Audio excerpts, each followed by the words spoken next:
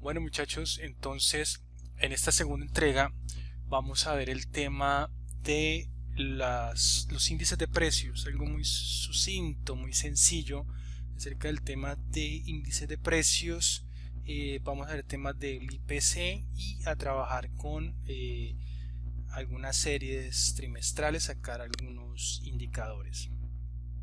Entonces, pues nada, recomendarles la lectura del capítulo 5 de Eduardo Lora, donde se trata más extensivamente a nivel teórico, conceptual y práctico el tema de la propiedad de los índices de precios, ¿sí? En el capítulo 5. ¿Qué les comento más o menos de los índices de precios? Pues que tienen tres propiedades básicas. Los índices sencillos tienen la propiedad de identidad, la propiedad de reversibilidad y la propiedad de transitividad. Pues ahí nada, porque existen los índices de precios, pues porque la inmensa mayoría de las variables económicas viene expresada en valores monetarios y no en cantidades físicas, puesto que los valores monetarios de una serie son el resultado de un efecto conjunto de variaciones físicas y de precios. La combinación de los índices de precios y el volumen debe dar como resultado el índice de valor correspondiente. La utilidad es porque pues, los índices nos ayudan a ver la información o analizarla con mayor claridad y sencillez frente a las cifras originales en valores absolutos. Entonces nos ayudan a mirar, analizar la información, las series, los números, que pues, es más difícil verlas así en valores absolutos. Entonces vamos a dar algunos ejemplos sencillos. Acá tenemos este primer cuadro, entonces fíjense en el cursor, ya me puse sobre la celda, la primera celda arriba. Acá tenemos la producción de arroz, tenemos el volumen en toneladas entre 2010 y 2014. Noten siempre, fíjense en el cursor que lo estoy moviendo para el año 2010-2014, está en miles de toneladas la producción. Entonces vamos a sacar un índice de volumen. Ojo que hay dos componentes del índice de precios: el índice de volumen, pues hay índices de volumen o índices de cantidades, y también hay índices de precios como tal. Entonces aquí vamos a sacar un índice de volumen de producción haciendo como año base, que pongo en negrita, el 2011 como si fuera el año base, es decir en 100, y después vamos a hacerlo con respecto al 2013. Pues no es nada del otro mundo, simplemente hago igual, ya activo la celda para cálculos de funciones y pongo aquí en el primer dato en 2010, que es 1538, sobre cuál año voy a tomar como base. Entonces la producción en 2011, que es esta, y hundo F4, enter, ¿cierto? Ahí me paro sobre la parte inferior izquierda de la celda donde acaba de hacer el cálculo, sale un más en pequeñito y arrastro, y ahí tengo automáticamente, sí, ya está fijado, ¿no? Aquí el denominador B5, la celda la fijé cuando lo tengo ahí doy F4 y me aparecen estos símbolos pesos, que es como si la fijara, y arrastro y ahí me da.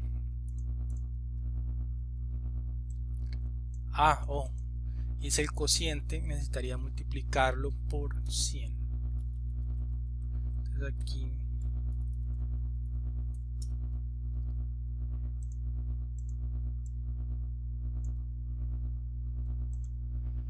acá tengo que en el año base es la propiedad de identidad, que en la del año que tomé como base pues el número de índice va a ser 100, ¿sí? Entonces aquí que tenemos, por ejemplo, que en el 2010 fue la producción de arroz fue el 86% de la del 2011, ¿sí?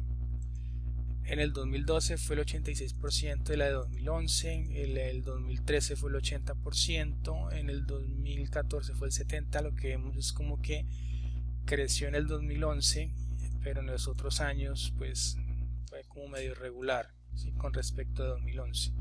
Ahora tomamos el 2013 como base, entonces hacemos la misma operación, tomo el dato de 1538 toneladas sobre el 2013, que es el año base, F4 fijo ahí, o dos cosas. Si uno F4 automáticamente me pone los signos pesos tanto en la que representa la columna como la fila, automático. Si no, yo lo puedo hacer manual y le pongo el signo pesos tanto a la letra como al número que identifica la celda y le doy enter. Ya la fijé, entonces bajo, arrastro,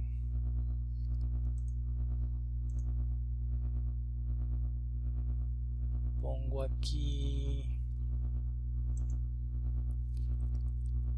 vamos a multiplicar por 100,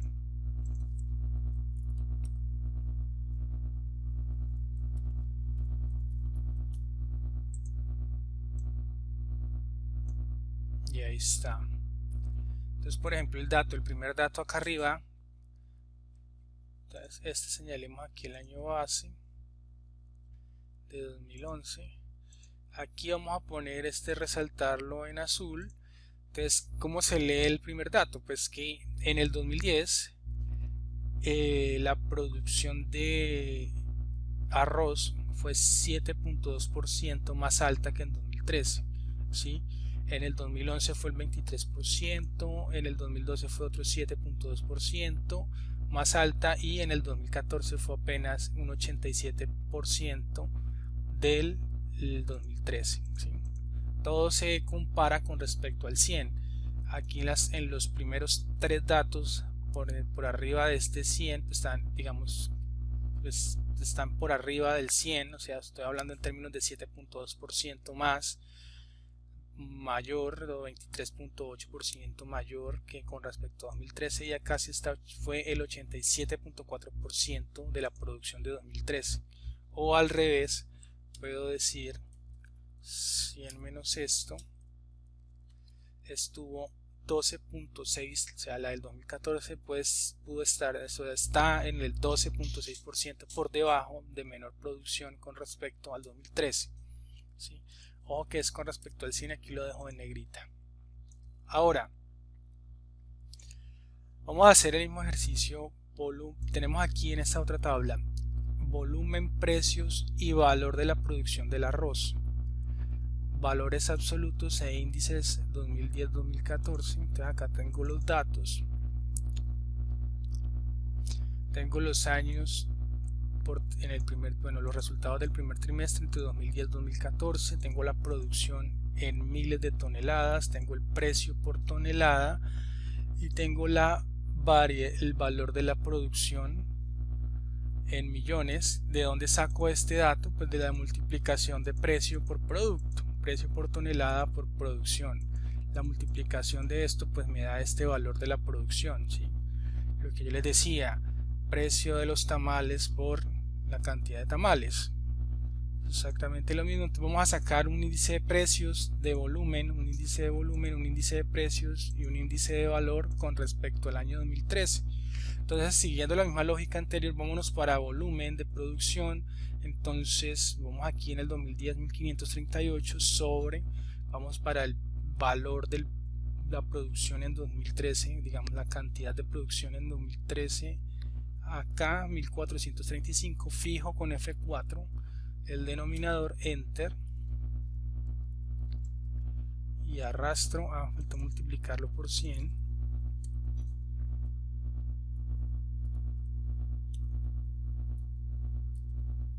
o por 100, o le pongo porcentaje, igual no importa. Ahí tenemos. Ahora vamos a hacer lo mismo pero ahora con precio por tonelada. Aquí vemos que se corrió el numerador del cociente, se corrió, pero aquí como estaba fijo, entonces tengo que correrlo. Entonces presiono sobre la celda y corro ahorita sí a la celda I8, enter, y arrastramos. Inmediatamente que uno puede ver, por ejemplo, que las cantidades de volumen aquí, que es 7%, 23, 7%, 100 y 87, ¿sí? Estas fluctuaciones en volumen son menores a las fluctuaciones en precios. Por ejemplo, en precio estaba en 76 con respecto a 2013, pasa a 117, 130, 130, ¿sí? 101. Entonces como que hay mayor fluctuación en precios que en volumen. Y la de valor, como pues voy a sacar lo mismo, bueno, aquí hago simplemente arrastro aquí en la parte inferior derecha, la crucecita, arrastro hacia la derecha y ahí me sale que tengo que se corrió el numerador pero no el denominador porque estaba fijo. Entonces aquí me pongo sobre la celda rosada y la arrastro una columna más hacia el lado y ahí tengo, y entonces le doy enter.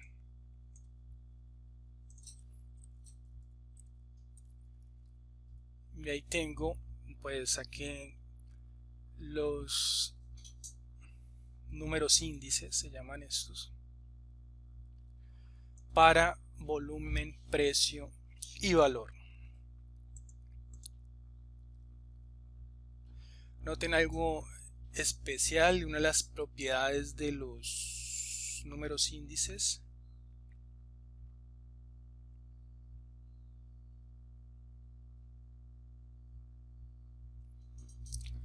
Yo voy a multiplicar el número índice del volumen por el número índice del precio y lo divido por 100.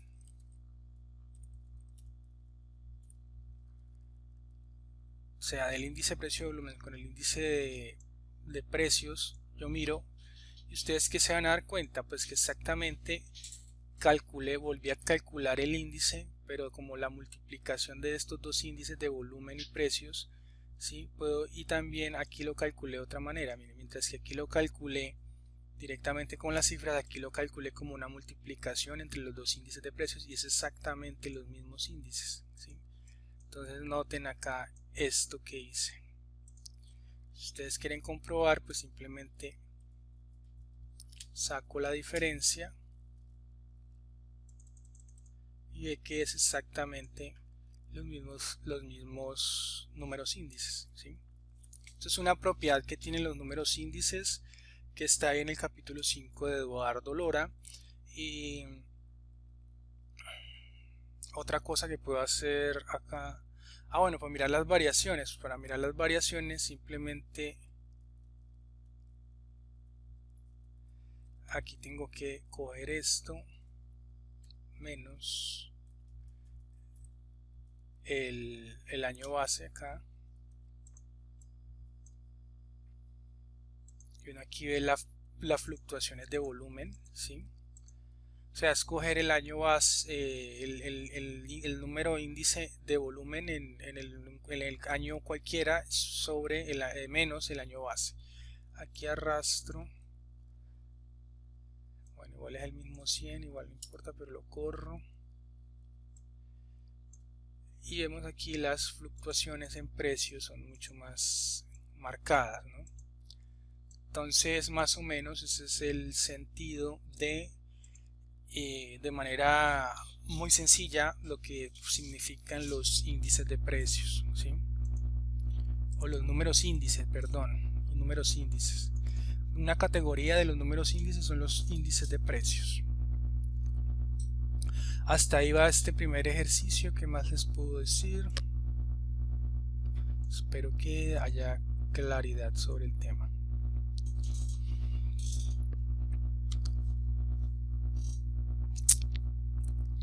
Bueno, hay un elemento ahí que va dentro del capítulo de Eduardo Lora, el capítulo 5, y es que ahí va incrementándose el nivel de complejidad a lo que ya son los índices de precios, ¿sí? El índice de precios es un índice construido como un promedio ponderado de los precios de los productos individuales. Resulta que el tema se complica más cuando se tiene una cesta de productos. Ahí estábamos analizando simplemente los niveles de producción y precios para un solo producto, pero los índices de precios se calculan a partir de un conjunto de productos y ahí viene el complique. Entonces estos índices de precios son construidos como un promedio ponderado de precios de los productos individuales, donde las ponderaciones son las cantidades de los productos en un en un año determinado. Y también hay índices de cantidades también ponderados, pero en este caso pues el índice es construido como un promedio ponderado de las cantidades de los productos individuales, donde las ponderaciones son los precios en un determinado año. Y más o menos allá, para llegar al concepto de lo que sería un índice de precios al consumidor, ¿sí? El IPC. Más o menos les comento cómo se calcula el IPC para una economía. Es un indicador que se usa como una aproximación al dato de la inflación. Se calcula IPC a nivel nacional, también se calcula IPC a nivel de las 24 áreas metropolitanas, lo calcula el DANE, lo calcula tanto para Huila, Neiva, las ciudades principales y los departamentos. Lo que hace el DANE es buscar información a partir de una cesta de consumo. Hagan de cuenta lo que el listado de mercado que hacen sus papás. El DANE prácticamente se trata de averiguar o hacer una serie de encuestas de que más o menos unas encuestas de un muestreo significativo de la población en ciertas ciudades, y dicen, bueno, están consumiendo tanto en promedio, ¿sí? Tanto de papa, cebolla, tanto de carne, pollo, pescado, etcétera. Y a partir de ahí crean una cesta para un consumidor promedio, ¿sí? Y después de tener esa cesta a partir de encuestas, de tener como un listado de mercado de más o menos lo que representativamente lo que representaría la dieta de las personas en un área determinada, después van y consultan en los supermercados o en los mercados, en las plazas de mercados minoristas, mayoristas, etcétera, los precios para cada producto. Y así más o menos entonces empiezan a calcular los índices de precios, y esos índices los calculan de manera mensual, ¿sí? Están calculados de manera mensual. Entonces, en ese sentido, vamos a ver para qué sirve el índice de precios al consumidor. Entonces resulta que el índice de precios al consumidor, o el IPC, es algo muy asociado a lo que hicimos en el video anterior sobre lo que significa el deflactor del PIB. Son conceptos similares, sin embargo el deflactor del PIB es un concepto asociado a tema de los agregados macroeconómicos, o es una variable macro. El IPC es considerado más, o sea, hace lo mismo, pero es un enfoque para temas de microeconomía o series relacionadas con la microeconomía a nivel de hogares, a nivel de personas, hogares, empresas, consumidores como tal, ¿sí? Entonces hay que tener cuidado en diferenciar o en ubicar el contexto cuando se debe usar el IPC para deflactar una serie y cuando se debe usar el deflactor para deflactar otra serie. Entonces usualmente, si uno quiere deflactar series macroeconómicas, usa el deflactor del PIB. Si uno quiere deflactar, ¿sí?, o volver a precios reales una serie de tipo microeconómica, entonces uno usa el IPC de determinada área geográfica. Entonces lo que pasa, aquí que tengo, miren, aquí tengo en esta tabla el ingreso laboral promedio de trabajadores asalariados y no asalariados en Neiva, ¿sí? Estoy hablando del ingreso de personas, una variable microeconómica. Entonces tengo el ingreso promedio asalariado y no asalariado, de los asalariados y los no asalariados en Neiva entre el 2008 y el 2016, digamos lo que de manera trimestral.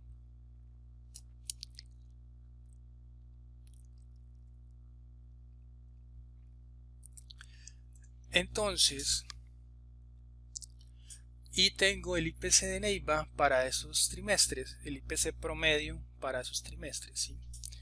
Cada año pues tiene 4 trimestres. Entonces, vea lo que voy a hacer, voy a deflactar la serie. Entonces le doy igual. Va a ser igual al dato como tal, entonces vamos a primero deflactar la serie asalariados. Tengo ahí las selecciones, que es la B3 sobre el dato del IPC. Encierro y lo multiplico por 100. ¿Sí?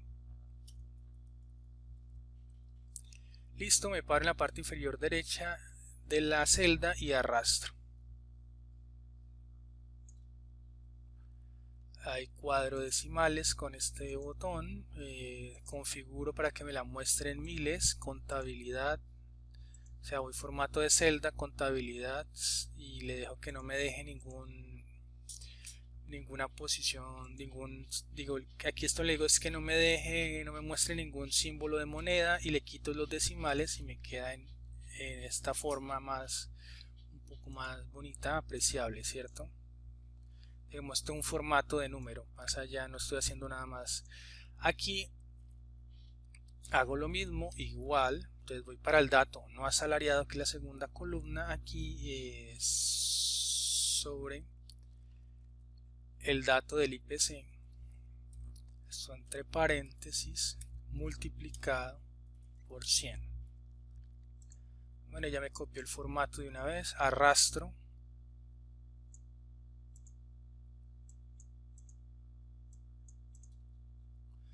Entonces, miren la importancia de deflactar las series. Entonces voy a graficar acá.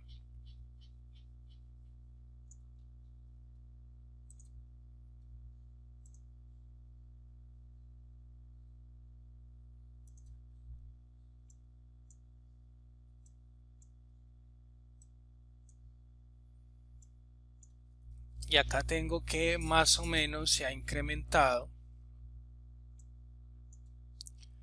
digamos, los salarios promedio de los asalariados desde inicio. Entonces noten el cursor desde inicio de enero-marzo de 2008 se ha ido como incrementando cuando uno mira así en términos corrientes, ¿sí?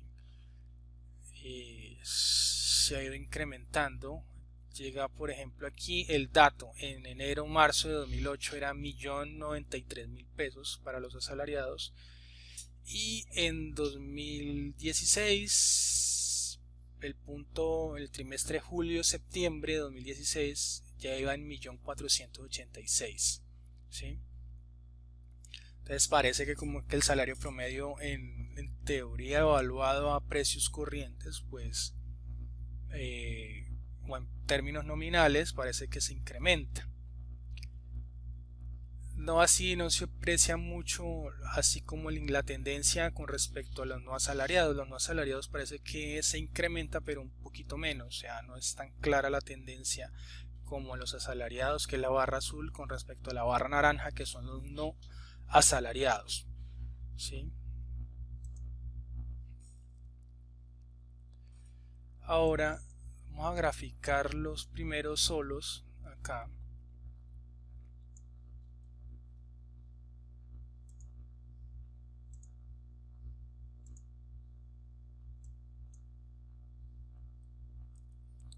Y aquí uno ya observa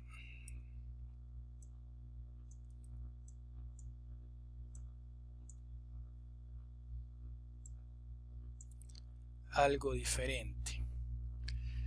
Si observan, si miramos la barra azul, ahora no es tan evidente que la tendencia sea creciente.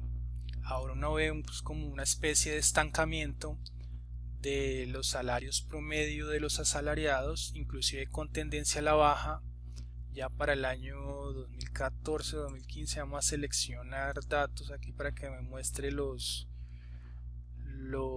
trimestres. Aquí en etiquetar el eje horizontal le doy a editar, selecciono y busco acá y le doy las etiquetas de los trimestres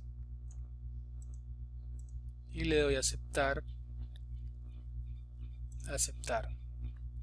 Miren, si uno nota por aquí es como un desplome a partir del trimestre julio-septiembre de 2014, se desplomaron fuertemente ya para octubre-diciembre de 2014 y intentaron subir un poco en enero-marzo de 2015, pero se fueron hacia abajo. Igual es como un estancamiento acá, no es clara la tendencia a crecer.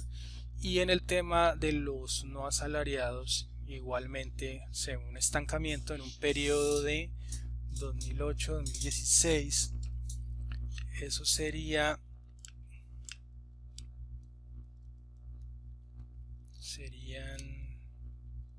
8 años, ¿sí? 8 años donde no se observa. Vamos a tratar de ampliar el gráfico para recoger las otras dos series. Agregar.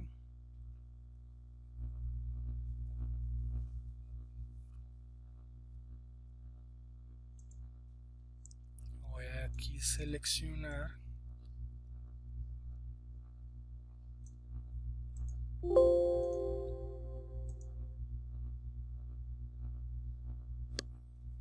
No sé por qué está lento.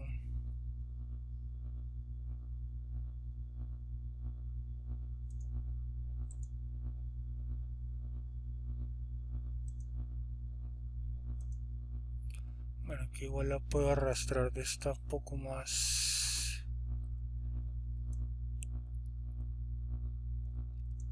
Ah, no, sí. Espectacular. Vamos a cambiar aquí las etiquetas. Pongámosle acá. Así, acá está real. Aquí no asalariado. Real. Entonces mire, aquí teníamos para los asalariados, la barra azul arriba, los asalariados, la serie nominal. Aquí la amarilla son los asalariados con la serie real, deflactada. Y observen la diferencia tan importante que se ve, ¿sí?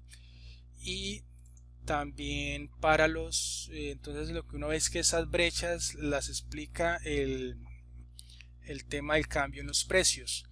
Y en la de los no asalariados pues se ve que hay una brecha, pero es mucho más pequeña, ¿cierto? Ahí igual donde se cruzan es el año, más o menos el trimestre,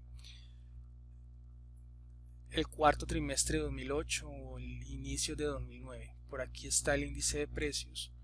Por aquí se cruzan entre finales de 2008 y 2009, ¿sí? Pero noten la importancia de deflactar las series, que por lo general no estamos acostumbrados a hacerla, o en otras profesiones se hacen análisis sin deflactar esto, ¿sí?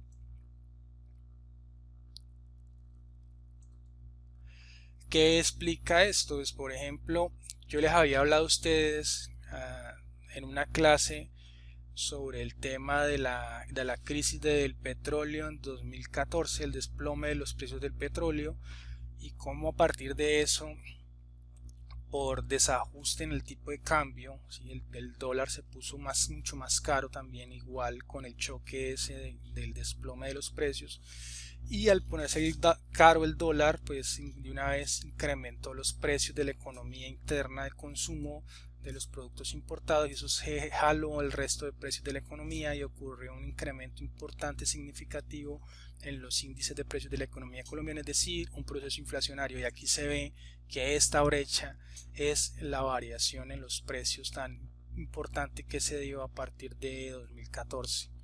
Inclusive ahí está un desplome aquí hay una especie de caída, ahí estoy señalando con el cursor, pero miren cómo se incrementa la brecha de manera importante a partir de mediados de 2014, ¿sí? Lo preocupante de todo esto es que si uno quita aquí las series nominales y me quedo con las reales, pues lo que uno observa es un evidente estancamiento de los ingresos de los reales, de los asalariados y de los no asalariados en el 2008, ¿sí?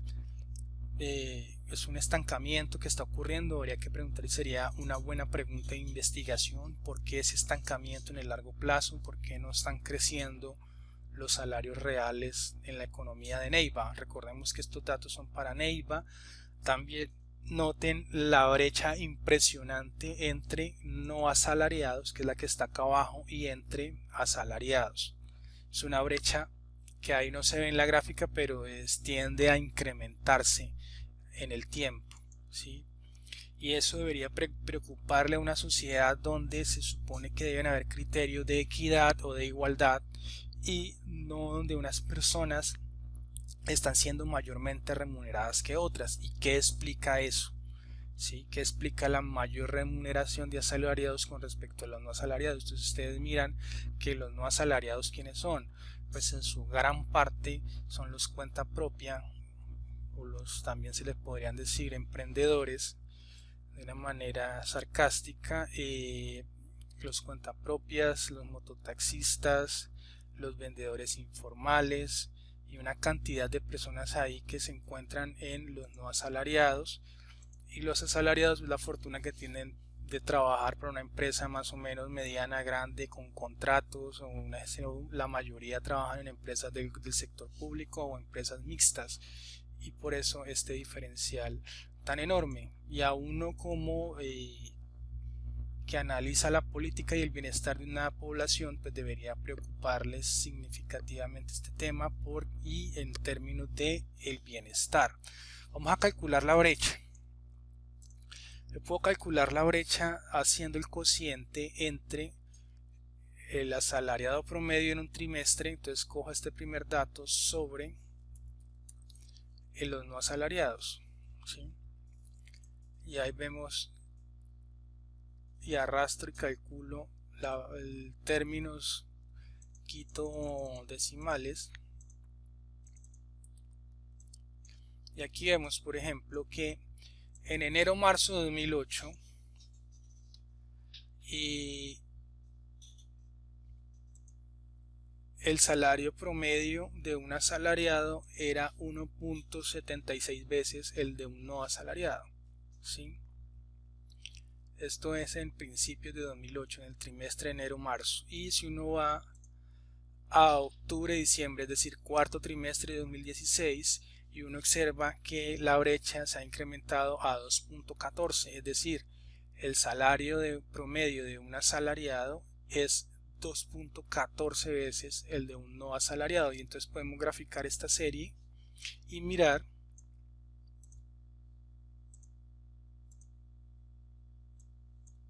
cómo se ha comportado a lo largo del tiempo.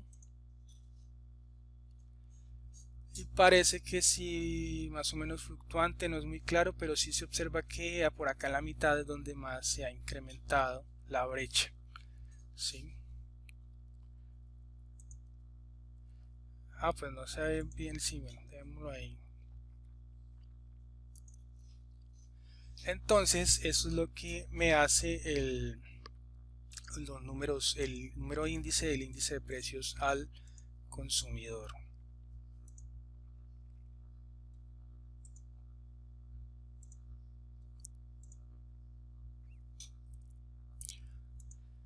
Vamos ahora a analizar, digamos, esta serie que tengo acá, que son el número de desocupados entre enero de 2008 y diciembre de 2018. Aquí tengo trimestres, esto se llama trimestre móvil, pero igual dejémoslo como trimestres. Y tenemos Neiva y 13 áreas metropolitanas, tenemos la cantidad de desocupados. Ojo que acá estos números están en resultados en miles, ¿sí? Si ustedes ven, vamos a poner decimales porque como que están los resultados en miles, o sea, la cifra como tal está dividida por 1000. Entonces por eso me muestra esos numeritos enteros.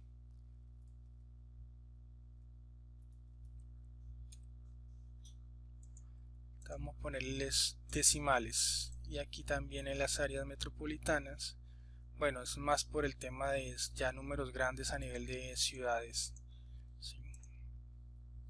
Entonces, por ejemplo, en enero-marzo de 2008 en Neiva habían 21.838 desocupados, ¿sí? A nivel de 13 áreas metropolitanas, es decir, las 13 ciudades principales del país, habían 1.184.880 desocupados. El tema de cómo se analiza una serie. Yo puedo sacar un dato promedio, me puede ayudar. Si yo quiero saber más o menos el promedio de desempleados durante un año puedo sacar promedios para cada año y tener una aproximación. Puedo sacar promedio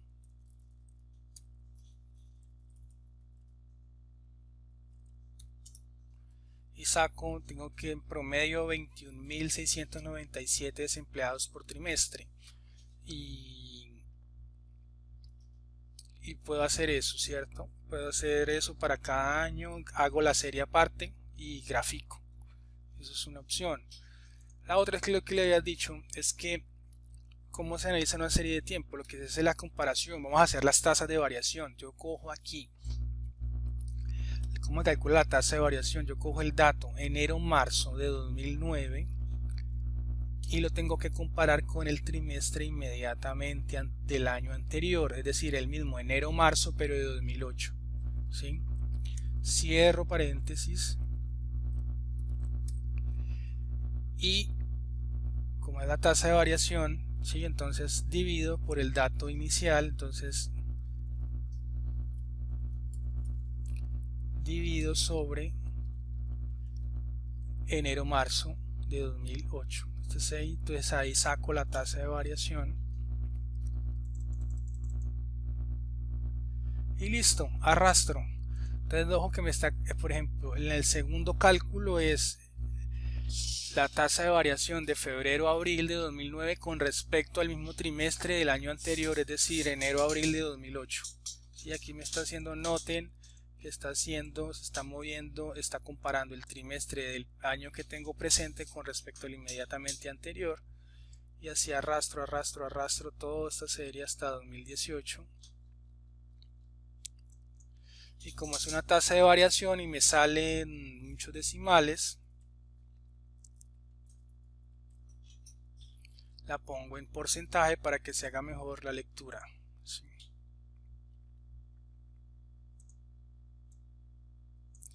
Hago lo mismo para las 13 áreas, ¿sí? La misma tasa de variación, insistiendo otra vez que en este caso se comparan el trimestre de un año con respecto al trimestre del año anterior. ¿Sí? Y arrastro y calculo. Mire lo interesante, por ejemplo, de hacer este tipo de cosas es que, por ejemplo, si yo intento graficar toda esta serie así como está y es supremamente larga,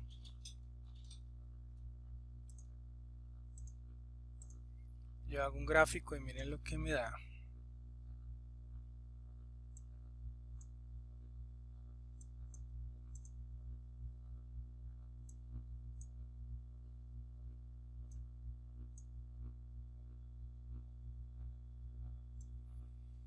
Bueno, me da una serie muy fluctuante. Quitemos por ahora a Neiva, me da esto, o dejo a Neiva, control Z y quito las 13 áreas, ¿sí? Pero me da más o menos eso. Entonces aquí, por ejemplo, le pongo las mismas etiquetas, Neiva, 13 áreas.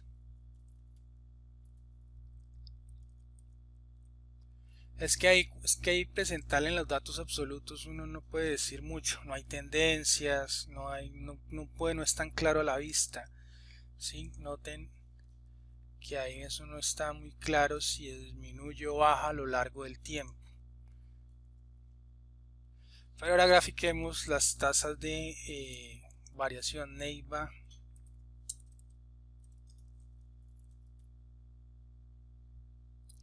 Trece áreas.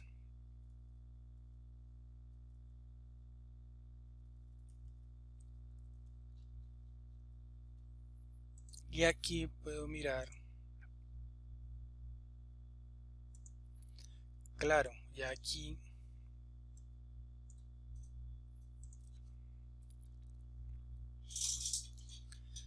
pero un momentito, nos vamos para la etiqueta, seleccionar datos, aquí vamos a darle las etiquetas, ¿sí? Aquí me paro, clic derecho, seleccionar datos, sobre la gráfica me aparece esto, seleccionar el cuadro de diálogo, seleccionar origen de datos, yo me voy a editar aquí, ojo, noten el cursor donde le di, luego le doy aquí otra vez, seleccionar y me paro acá donde están los años y los trimestres, aceptar, aceptar.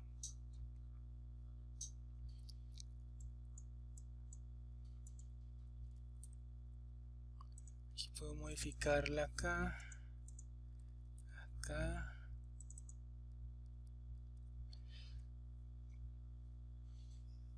Entonces, ¿qué puedo decir? El número de desempleados, por ejemplo, entonces aquí con la tasa de variación es mucho más claro. Lo que tengo que guiarme es por la barra donde está el punto 0.0, que es esta barra horizontal, que divide el tema de los positivos con respecto a los negativos, ¿sí? Entonces aquí vemos que para el 2019 las tasas, los desempleados crecieron, disminuyeron. En 2010 la disminución fue constante entre 2010 y 2011. En el 2012 se incrementaron las variaciones positivas del desempleo. ¿Sí? 2013, bueno, sería más fácil analizar analicemos una sola serie, analicemos 13 áreas para quitar el ruido. Bueno, aquí miramos. Entonces, aquí la tasa de variación aumentó en todo el 2009. ¿Sí?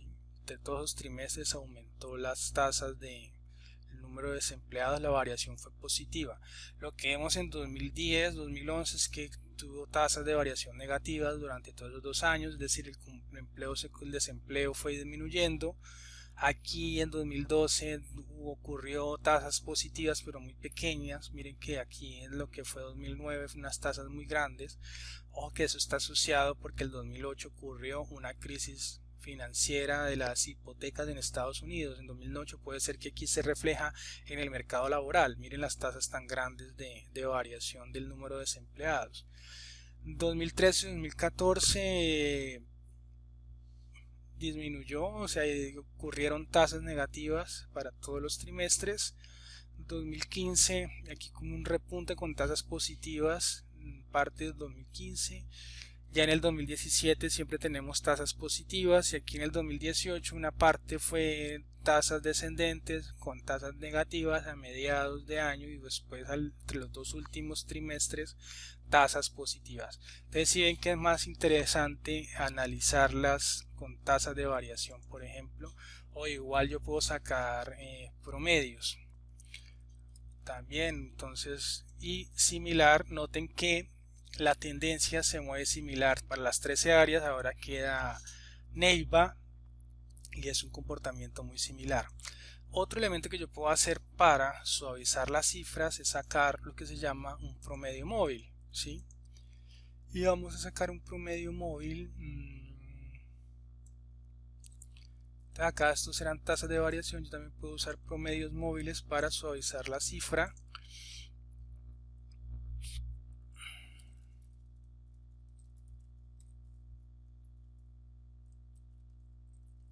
Hagamos un promedio móvil a 6 meses.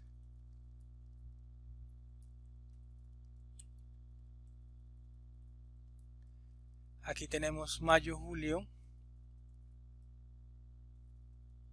Entonces digamos igual promedio. Entonces 1, 2, 3, 4, 5 trimestres. Ese es un promedio móvil. Simplemente ya ahí calculo un promedio a 5 trimestres. No, démosle 6.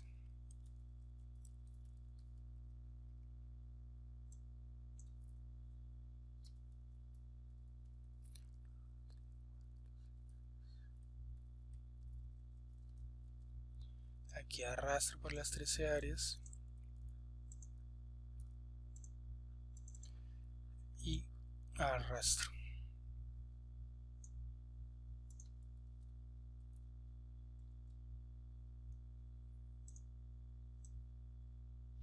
Y aquí arrastro.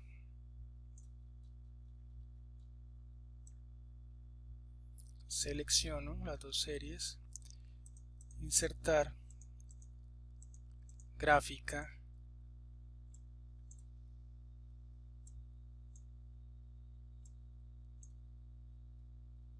bueno, está bien, no la subo más, dejémoslo aquí de una vez. Eso es por los órdenes de magnitud. Obviamente a nivel de las 13 áreas metropolitanas hay millones de desempleados. En a nivel de Neiva están por el orden de los 19.000, 20.000, entonces quitemos esta primero y analicemos. Si que la serie está un poco más suavizada y podemos ver tendencias de más o menos cómo va disminuyendo o cómo se va incrementando, ¿sí? Aquí vemos en esta parte que va disminuyendo, aquí no es claro, bueno, al final borremos acá Neiva, control Z, borremos la línea azul, vámonos y cuadremos aquí el límite inferior. O sea, le doy aquí 2 puntos para el eje vertical, de las etiquetas del eje vertical, le doy 2 puntos y me aparece este cuadro en el lado derecho. Voy aquí donde dice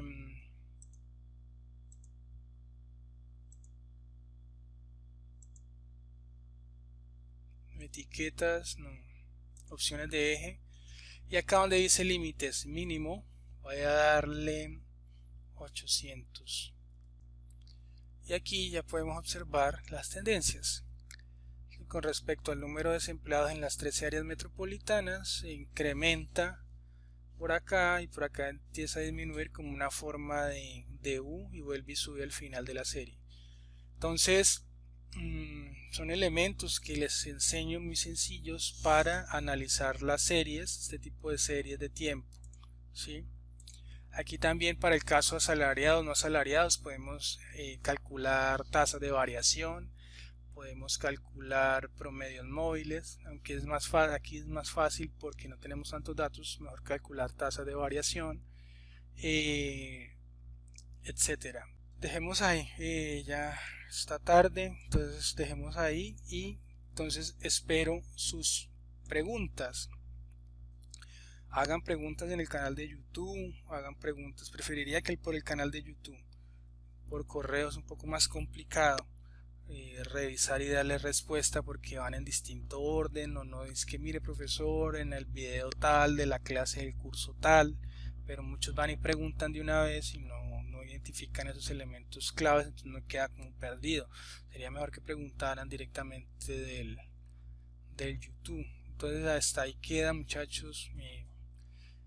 Esperen una actividad que les dejaré. Gracias.